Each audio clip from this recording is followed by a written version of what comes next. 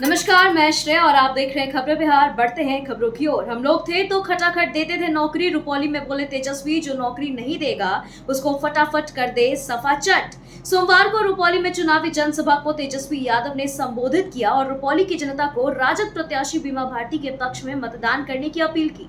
बता दें कि बीते 6 जुलाई को जेडीयू प्रत्याशी के पक्ष में चुनाव प्रचार करने के लिए मुख्यमंत्री नीतीश कुमार रुपौली आए थे। तब उन्होंने कलाधर मंडल के पक्ष में वोट देने की अपील की थी। वहीं तेजस्वी ने कहा, हम लोग थे तो खटाखट नौकरी देते थे। बीमा भारती के समर्थन में मुकेश सहनी ने मांगा वोट। कहा, रुपौली का उपचुनाव टेस्ट मैच जीतने के बाद फाइनल भी जीतेंगे। बिहार के पूर्णिया जिले के रुपौली उपचुनाव में आज महागठबंधन समर्थित राजद प्रत्याशी बीमा भारती के समर्थन में आयोजित एक चुनावी सभा को संबोधित करते हुए विकासशील इंसान पार्टी के प्रमुख मुकेश सहनी ने कहा कि यह चुनाव टेस्ट मैच के समान है। टेस्ट मैच जीतने के बाद ही फाइनल मैच होगा, जिसमें जीतकर तेजस्वी यादव के नेतृत्व में सरकार बनेगी। इस कारण इस चुनाव में जीत जरूरी है। अति पिछड़ा की बेटी को नीतीश ने किया अपमानित। रुपौली में बोली बीमा भारती, इनका तो याददाश्त ही कमजोर हो गया है। 6 जुलाई को उपचुनाव के प्रचार के लिए मुख्यमंत्री नीतीश कुमार रुपौली आए थे और कहा था कि बीमा भारती को 3 बार हमने विधायक बनाया और फिर भी मंत्री बनाए थे, इसको तो बोलना भी नहीं आता है। बता दें कि वहीं नीतीश कुमार इस बयान पर पलटवार करते हुए बीमा भारती ने कहा है कि महंगाई, बेरोजगारी और विकास की बात नहीं करते हैं। आपने अति पिछड़ा की बेटी को प्रताड़ित और अपमानित करने का जो काम किया है, आपने मुझे नहीं सिखाया है। आपका तो याददाश्त ही कमजोर हो चुका है। झारखंड कैबिनेट का विस्तार। हेमंत की सरकार में मंत्री बने चंपई सोरेन, पहली बार मिनिस्टर बने इरफान अंसारी। झारखंड के मुख्यमंत्री हेमंत सोरेन ने सोमवार को विधानसभा में विश्वास मत पेश किया है। सरकार के पक्ष में 45 वोट पड़े, जबकि विपक्ष को 0 मिले थे। विश्वास मत में पास होने के बाद हेमंत सोरेन के मंत्रिमंडल का विस्तार हुआ। राजभवन में चंपई सोरेन, डॉक्टर रामेश्वर उरांव, राष्ट्रीय जनता दल के नेता सत्यानंद भोक्ता ने मंत्री पद की शपथ ली। हेमंत सोरेन के 11 मंत्रियों को राज्यपाल सीपी राधाकृष्णन ने पद एवं गोपनीयता की शपथ दिलाई। वहीं कांग्रेस से दीपिका पांडे, इरफान अंसारी ने पहली बार मंत्री पद की शपथ ली। बीजेपी के राष्ट्रीय मंत्री ऋतुराज सिन्हा ने विपक्ष को दी सलाह। कहा, बयानबाजी के बदले करें पॉलिटिक्स फॉर परफॉर्मेंस। भाजपा के राष्ट्रीय मंत्री ऋतुराज सिन्हा ने पत्रकारों से बातचीत के दौरान विपक्ष को नसीहत देते हुए कहा कि यह सरकार आज गिर जाएगी, कल उनकी बन जाएगी। इस तरह की टिप्पणी के बदले अगर विपक्ष जनता के हितों को ध्यान रखकर पॉलिटिक्स फॉर परफॉर्मेंस की नीति के तहत काम करेगी तो यह बिहार और बिहार वासियों के लिए अच्छा रहेगा। उन्होंने ये भी कहा कि आज पुल गिरने पर जिस तरह की राजनीतिक बयानबाजी की जा रही है वह उचित नहीं है। सवाल यह जरूरी है कि पुल गिरने के लिए दोषी कौन है, विभाग के किन अफसरों के नेतृत्व में पुल का निर्माण हुआ। आईटीबीपी में head constable education and stress counsellor पदों पर शुरू हुए आवेदन। आईटीबीपी में head constable education and stress counsellor के 112 रिक्त पदों पर भरने के लिए भर्ती निकाली गई है। जो अभ्यर्थी फिजियोलॉजी विषय के साथ स्नातक या बीएड अथवा बैचलर ऑफ टीचिंग या इसके समक्ष उत्तीर्ण हैं, वे इस भर्ती में भाग ले सकते हैं। बता दें कि आवेदन पत्र केवल ऑनलाइन माध्यम से आईटीबीपी की वेबसाइट पर 5 अगस्त तक भरा जा सकता है। वहीं आवेदन पत्र आईटीबीपी की ऑफिशियल वेबसाइट recruitment.itbpolice.nic.in पर उपलब्ध है। शुरू हो गई वायुसेना अग्निवीर भर्ती के लिए आवेदन प्रक्रिया। 28 जुलाई तक आवेदन कर सकेंगे। रक्षा मंत्रालय की अग्निपथ योजना के अंतर्गत भारतीय वायुसेना में अग्निपथ योजना के अंतर्गत अग्निवीर वायु की इस साल भर्ती के दूसरे चरण के लिए आवेदन प्रक्रिया सोमवार 8 जुलाई से शुरू हो गई है। उम्मीदवार 28 जुलाई की रात 11 बजे तक आवेदन कर सकेंगे। आवेदन शुल्क 550 रुपए निर्धारित है। वहीं भारतीय वायुसेना में अग्निवीर वायु भर्ती के लिए आवेदन के इच्छुक उम्मीदवार आधिकारिक वेबसाइट यानी अग्निपथ-vayu.cdac.in पर उपलब्ध कराए गए हैं। भारतीय नौसेना में एमआर म्यूजिशियन पदों पर जल्द कर ले अप्लाई। 11 जुलाई है लास्ट डेट। इंडियन नेवी की ओर से अग्निवीर योजना के तहत एमआर संगीतकार के रिक्त पदों पर आवेदन की अंतिम तिथि 11 जुलाई 2024 तय की गई है। जो भी अभ्यर्थी इस भर्ती के लिए पात्रता पूरी करते हैं, वे तय तिथियों में ऑनलाइन आवेदन प्रक्रिया पूर्ण कर सकते हैं। इस भर्ती में सभी वर्ग के अभ्यर्थी निःशुल्क आवेदन कर सकते हैं। ऑफिशियल वेबसाइट यानी joinindiannavy.gov.in पर जाकर आवेदन कर सकते हैं। फॉर्म भरने से पहले अभ्यर्थी एक बार पात्रता की जाँच अवश्य कर ले। सेल में मैनेजमेंट ट्रेनी पदों पर निकली भर्ती, इंजीनियरिंग उत्तीर्ण युवाओं के पास सरकारी नौकरी का मौका। Steel authority of India limited यानी सेल की ओर से मैनेजमेंट ट्रेनी की पदों पर आवेदन प्रक्रिया शुरू हो चुकी है और एप्लीकेशन फॉर्म भरने की अंतिम तिथि 25 जुलाई निर्धारित है। ऐसे में जो भी अभ्यर्थी इंजीनियरिंग डिग्री प्राप्त कर चुके हैं और सरकारी नौकरी करना चाहते हैं, वे तय तिथियों में ऑनलाइन माध्यम से आवेदन प्रक्रिया पूर्ण कर सकते हैं। ऑफिशियल वेबसाइट salcareer.com पर जाकर एप्लीकेशन भर सकते हैं। लालू तेजस्वी के सामने पप्पू यादव का सरेंडर। पहले बीमा भारती के खिलाफ चुनाव लड़े, अब मांग रहे वोट। रुपौली की जनता से हाथ जोड़कर माफी भी मांगी। आखिरकार पूर्णिया सांसद पप्पू यादव ने लालू तेजस्वी के सामने हथियार डाल दिए और आरजेडी उम्मीदवार बीमा भारती के लिए रुपौली की जनता से वोट मांगने लगे। पप्पू यादव ने प्रेस को संबोधित करते हुए बीमा भारती के समर्थन देने का ऐलान किया है। जी हां, लोकसभा चुनाव में जिसको हराने के लिए पप्पू यादव ने पूर्णिया में चुनाव लड़ा, अब उसके लिए ही वोट मांग रहे हैं। पप्पू यादव ने बीमा भारती के लिए रुपौली की जनता से हाथ जोड़कर माफी मांगी और कहा कि जो लोग इस चुनाव में एनडीए या निर्दलीय के साथ होगा, वह पप्पू यादव के साथ नहीं होगा। चोर चोरी के खिलाफ बोले तो अच्छा नहीं लगता है। तेजस्वी के क्राइम बुलेटिन जारी करने पर गिरिराज का हमला। बोले, पहले 90 के दशक को याद कर ले। तेजस्वी यादव ने सोशल मीडिया के जरिए अपराध को लेकर डबल इंजन सरकार के खिलाफ मुहिम छेड़ रखी है।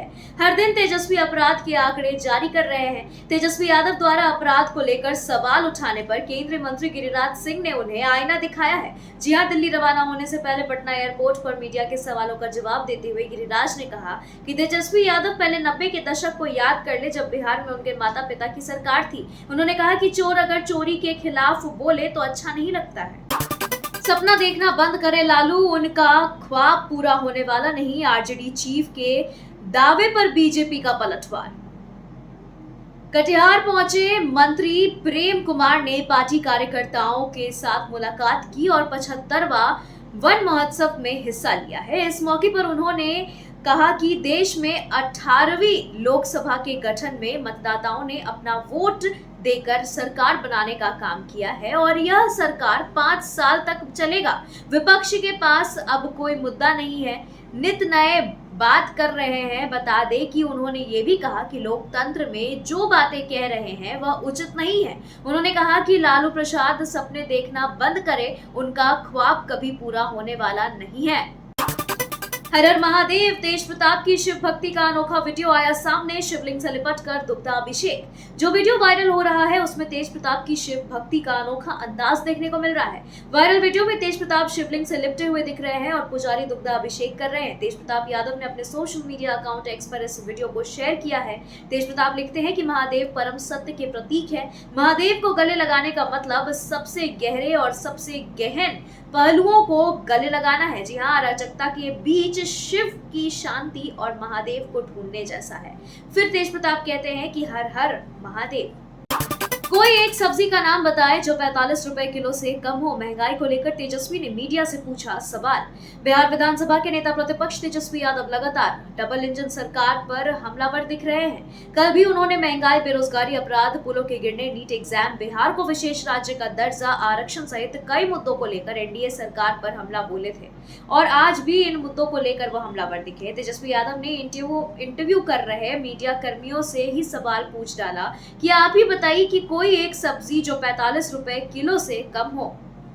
बिहार की डीएम का बड़ा एक्शन। खुद सड़क पर उतर गई महिला अधिकारी, दर्जनों गाड़ियों का कटवा दिया चालान, पुलिस जवानों की लगा दी क्लास। जहानाबाद की डीएम अलंकृता पांडे ने अपने आवास से कार्यालय जाने के दौरान अरवल मोड़, अंबेडकर चौक समेत कई जगहों पर खुद सड़क पर उतरकर बिना हेलमेट के बाइक चला रहे दर्जनों गाड़ियों का चालान काट दिया है। जी हां, आपको बता दें कि डीएम खुद सड़क पर उतरकर जांच करने लगी और उसके बाद बिना कागजात और हेलमेट के अवैध रूप से गाड़ी चला रहे लोगों को ऑन द स्पॉट चालान काटना शुरू कर दिया।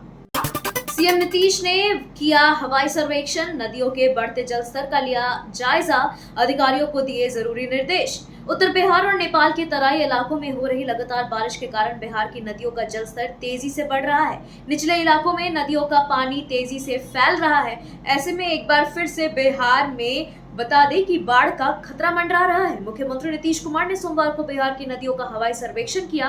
वहीं उसके साथ ही उन्होंने विभागीय अधिकारियों को मौजूद भी रहे हैं और साथ ही उन्हें कई आवश्यक दिशा निर्देश भी दिया है। बिहार में 21 दिनों के अंदर 14 ब्रिज टूटा, पानी की तेज धार में बह गया पुल का एक हिस्सा, 24 घंटों के अंदर 2 पुल ध्वस्त हुए। बिहार में पुलों के टूटने का सिलसिला कब थमेगा यह किसी को नहीं पता। हर दिन राज्य के किसी न किसी जिले से पुल के ध्वस्त होने की खबरें आ रही हैं। बिहार में पिछले 21 दिनों के अंदर सोमवार को 14वां पुल ध्वस्त हो चुका है। जी हां, मोतिहारी में 24 घंटे के अंदर 2 पुलों के ध्वस्त होने के बाद हड़कंप मच चुका है। रविवार को मधुबन में पुल धंसने का मामला अभी शांत भी नहीं हुआ था कि तभी शाम होते होते संग्रामपुर के भवानीपुर में RWD से बन रही पुलिया का आधा हिस्सा पानी में बह गया। इसका एक वीडियो भी सोशल मीडिया पर वायरल हो रहा है। वायरल वीडियो SH-74 के भवानीपुर ढाला से मलाही टोली जाने वाली निर्माणाधीन सड़क का बताया जा रहा है। बारिश के कारण अस्पताल हुआ पानी पानी, इमरजेंसी और डॉक्टर रूम समेत वार्ड तक हुए जलमग्न, परेशानी में मरीज। कैमूर में 1 घंटे की बारिश में मोहिनिया अनुमंडलीय अस्पताल पानी पानी हो गया। अस्पताल परिसर के इमरजेंसी वार्ड, डॉक्टर रूम सहित अस्पताल के कई कमरों में जल जमाव हो गया, जिससे अस्पताल में आने वाले मरीज और उनके परिजनों के साथ साथ अस्पताल में उपस्थित नर्स, डॉक्टर और कई लोग परेशान हो चुके। इस स्थिति से निपटने के लिए ना तो अनुमंडलीय अस्पताल के पास ही कोई विकल्प है और ना ही इस पर अनुमंडल प्रशासन या नगर पंचायत ध्यान दे रही है। बिहार में ठनका गिरने से 8 लोगों की मौत, कैमूर में 5 और जमुई में 3 की गई जान। बिहार के जमुई और कैमूर जिले में भारी बारिश के दौरान ठनका गिरने से 8 लोगों की जान चली गई। कैमूर में 5 और जमुई में 3 लोगों की मौत हुई है, वहीं 2 लोग के घायल होने की सूचना है। कैमूर जिले के अलग अलग इलाकों में बारिश के दौरान आकाशीय बिजली गिरने से एक किशोर सहित कुल 5 लोगों की मौत हुई है। जमुई की ही है, जहां एक मोबाइल चलाने के दौरान तो दूसरा खेत में पटवन और तीसरा मवेशी चराने के दरमियान ठनका बिजली के चपेट में आने से मौत हो गई। मंत्री संतोष सुमन ने राजद पर किया हमला, कहा सत्ता पाने की बेचैनी में कोई कर रहा मोदी सरकार के गिरने की भविष्यवाणी तो कोई करा रहा जलाभिषेक। डॉक्टर सुमन ने कहा कि लालू परिवार सत्ता में वापसी के लिए बेचैन है, इसलिए कोई मोदी सरकार के गिरने की भविष्यवाणी कर रहा तो कोई जलाभिषेक करा रहा। उन्होंने ये भी कहा कि लालू प्रसाद ने पिछले साल पवित्र श्रावण मास में राहुल गांधी के साथ मटन खाकर हिंदुओं की आस्था का अपमान किया था। उस मीट पार्टी के मात्र 6 महीने बाद इस साल 27 जनवरी 2024 को राजद सत्ता से बाहर हो गया। किसी को भगवान की लाठी दिखाई नहीं पड़ती। पटना हाईकोर्ट ने आंगनबाड़ी सेविका की बहाली में गड़बड़ी पर जताई नाराजगी, बिहार सरकार को 2 लाख रुपए मुआवजा देने का दिया निर्देश। पटना हाईकोर्ट ने आंगनबाड़ी सेविका के बहाली में हुई गड़बड़ी पर कड़ी नाराजगी जताते हुए सेविका को 2 लाख रुपए का मुआवजा देने का निर्देश राज्य सरकार को दिया है। कोर्ट ने मुआवजा का भुगतान 3 महीने के अंदर देने का आदेश दिया। कोर्ट ने दोषी कर्मियों को चिन्हित करने और उनके खिलाफ विभागीय कार्रवाई करने की पूरी छूट दी है। जस्टिस PB बेनजेत्री और जस्टिस आलोक कुमार पांडे की खंडपीठ ने गया जिले के बर्मा ग्राम निवासी रानी कुमार की ओर से दायर याचिका पर सुनवाई के बाद यह आदेश दिया।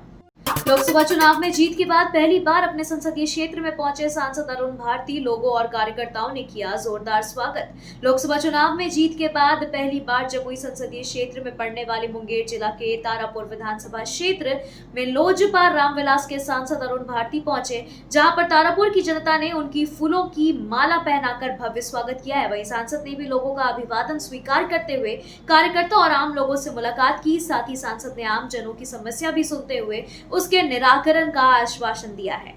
मणिपुर में हिंसा पीड़ितों से मुलाकात के बाद बोले राहुल गांधी, प्रधानमंत्री यहां आए, लोगों की बात सुने।